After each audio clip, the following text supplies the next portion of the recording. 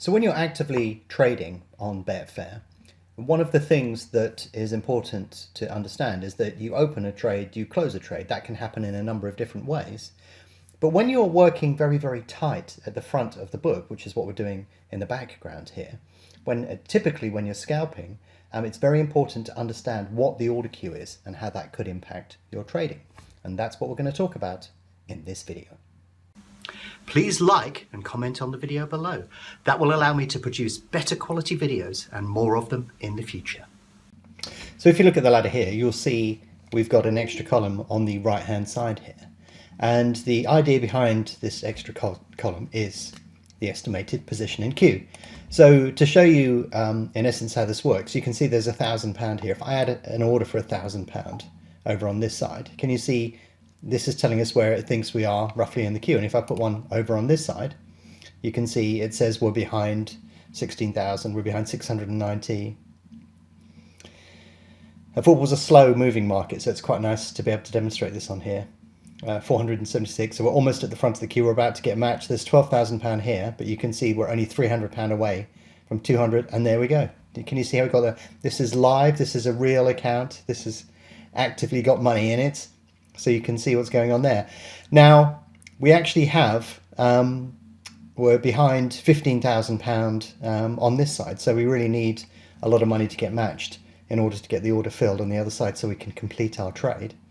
But you can see there's 11,000 on this side, 15,000 on that side, and we're in the queue at around 14,000.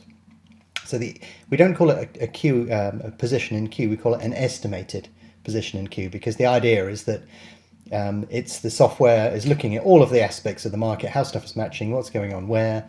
It even takes into account cross-matching, and then it gives you a clue as to where you are within that particular order queue. And the reason that you do that is take a look at this particular order, for example. I've got the order filled at 178. I need to get my order filled at 177. Oh, there you go. And as if by magic, it's almost like I made that up. But this is live. You know, I'm just doing this for demonstration purposes. And there you go. You can see I've done a trade for you. But can you see how it's working? It's basically telling us, you know, to get our trade through the market, we have to put 2 trades into the market. We put one on one side, we waited for that to get matched. You see loads of money arrive on top of it, and then we get matched. And then we can see how close we are to getting the other order matched at on the other side of the book to complete the order. Now, as it turned out, somebody came in and just slugged a load of money through.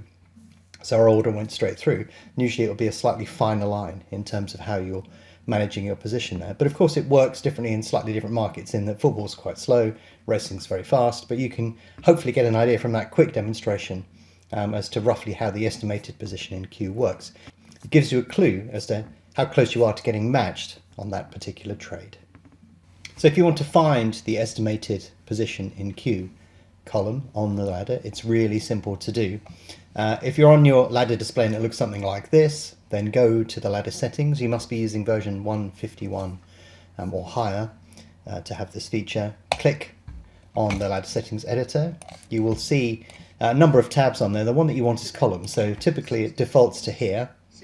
You want to click on columns, and then at the bottom of that list you will see estimated position in queue. So if you tick that, the column will appear on the right hand side.